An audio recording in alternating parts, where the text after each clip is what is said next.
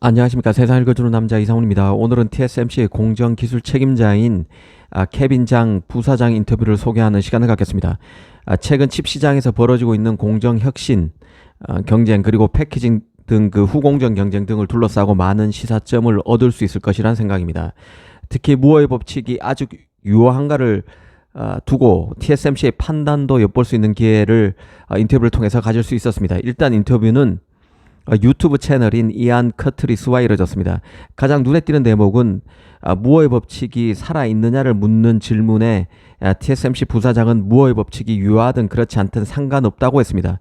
기술 확장을 계속 추진할 수 있는 한 무어의 법칙이 여전히 유효한가 여부는 관계없다는 것이죠. TSMC 부사장은 그러면서 TSMC는 매년 새로운 공정 기술을 도입하고 고객이 원하는 성능, 전력, 면적 분야 개선을 제공해 왔다면서, 그러니까 과거 10년 동안 애플이 TSMC 알파 고객으로 지금까지 버티고 있고, 애플 프로세서를 넘어서 AI 및 HPC 기능을 갖춘 AMD의 인스팅트 GPU인 MI300 시리즈 등의 TSMC 2.5D 그리고 3D 패키징을 광범위하게 사용하고 있음을 거론했습니다. 사실 이 부분이 눈에 띄었는데요. 바로 패키징 혁명을 거론했다는 점, 그리고 이 패키징 혁명을 거론하면서 굳이 엔비디아가 아닌 AMD를 거론한 게 눈에 띄었습니다. 아시다시피 무어의 법칙은 반도체 직접 회로의 성능이 2년마다 2배로 증가하는 대신에 비용은 절반으로 떨어진다는 게 핵심입니다. 그래서 젠슨항 엔비디아 CEO 같은 경우는 자신의 GPU가 너무 비싸다는 업계의 원성을 듣고 있는 점을 의식해서인지 무어의 법칙이 사실상 끝났다고 했던 인물입니다. 반면에 젠슨항의 맞은편에 서 있는 인텔이나 AMD는 그렇지 않았는데요. 인텔의 펩 겔싱어나 AMD의 리사수 같은 경우는 무어의 법칙이 여전히 유효하다면서 젠슨항을 반박한 바 있습니다.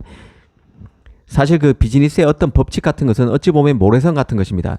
경쟁에서 승리하면 되는 것이지 특정 법칙이 신성 불가침의 도구마가 될 필요는 없는 것이죠. 이 항도, 겔싱어도, 수도, 그리고 TSMC 부사장도 자신의 비즈니스에 유리한 방향으로 자신의 사업의 합리성과 설득력을 뒷받침하는 방향으로 무어의 법칙을 갖다 쓸 뿐이라는 뜻입니다. 이번 TSMC 인터뷰에서도 이런 게 잘 드러났다는 생각인데요.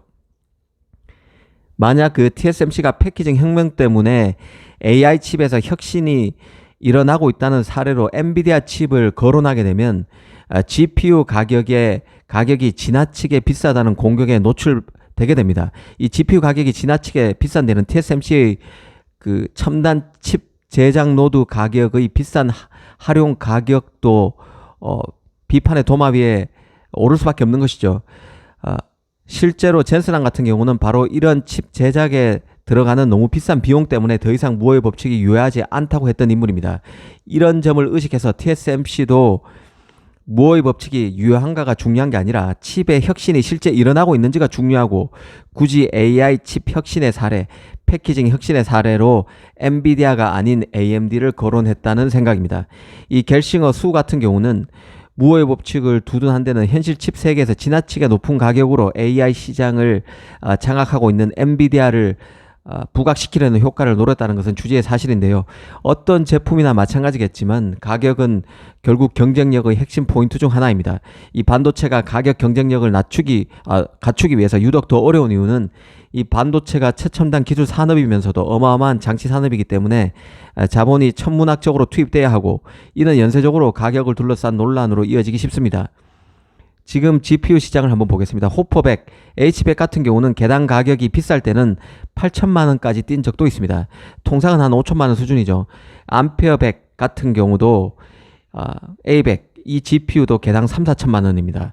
엔비디아 칩 가격을 보면 비슷한 비용으로 2배의 성능을 기대하는 건 옛말이 됐다는 젠슨항의 말이 틀리지 않습니다. 반면 인텔은 이 가우디 GPU를 내놓으면서 스스로 엔비디아 칩 가격의 3분의 1 수준, 30% 수준임을 셀링 포인트로 내세우고 있는 실정입니다. 이 자존심을 완전히 내려놓은 것이죠. 네이버와 삼성이 같이 만들고 있는 마칩은 엔비디아 호퍼의 10분의 1 수준입니다. 분명 반도체가 점점 더 고질적인 자본시각적 산업이 돼가고 있는 점은 맞지만, 파운드리 최강자 TSMC가 지나치게 높은 첨단 노드 사용 가격을 올리고 있는 것도 맞고, 엔비디아가 막강한 시장 지배력을 바탕으로 인텔, AMD보다 엄청나게 비싼 칩 판매 가격을 책정하고 있는 것도 사실입니다. 실제 TSMC는 또 3나노 가격을 올린다고 예고하기도 했죠. 이런 점을 잘 볼 필요가 있습니다.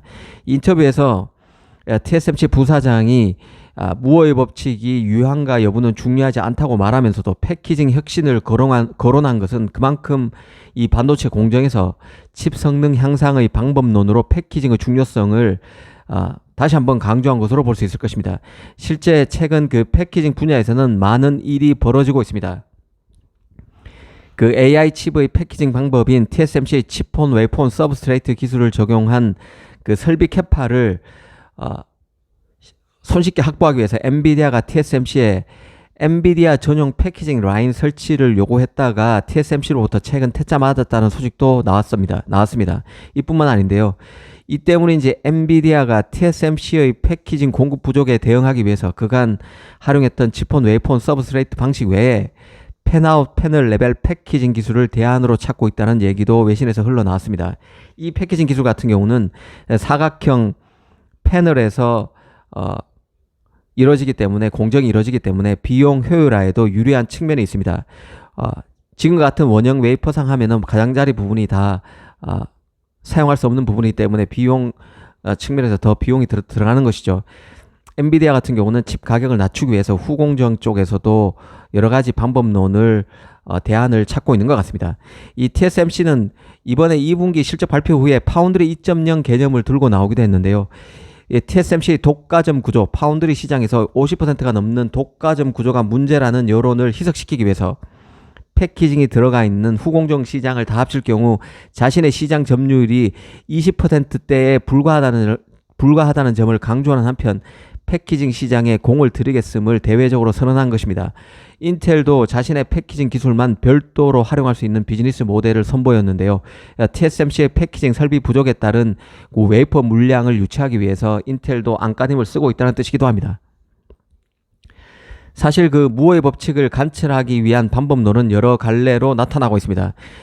인텔이 AMD가 제일 처음 적용했던 MCM 멀티칩 모듈 방식을 제작에 도입하고 고성능 퍼포먼스 코어와 저전력 고효율 에피션트 코어가 함께 들어가 있는 하이브리드 코어를 CPU에 탑재하는 것도 칩 제작에 따른 비용을 줄이기 위한 방법론입니다. 지금 그 팹리스들은 첨단 노드 적용과 제작 가격의 급등 속에서 고민하고 있는 상황인데요. 값비싼 최첨단 노드 적용을 통해서 제품 성능을 업그레이드 해야 하지만 한편으로는 급격히 높아진 제작 가격을 낮출 묘안도 찾아야 합니다. 그런 해법을 강구하는 과정에서 혁신이 또 일어나게 되는 것이죠. 그런데 이런 어려운 과정을 소홀히 하는 순간 자신도 모르는 사이 추락한다고 보면 될 것 같습니다. 이 삼성이 최근 그 원스톱 서비스 같은 것을 시장에서 부각하는 것도 일종의 무어의 법칙 관철을 위한 보이지 않는 누수를 메우는 방법론일 수 있을 것입니다. 결국 경쟁이 중요한데요. 첨단 노드 양산 수율을 올려서 삼성이 일정 궤도에 올라서야 TSMC의 전행적인 가격 책정에도 대못이 쳐질 수 있을 것입니다. 오늘은 TSMC 임원의 무어의 법칙에 대한 생각을 통해서 칩 세계를 한번 살펴봤습니다. 감사합니다.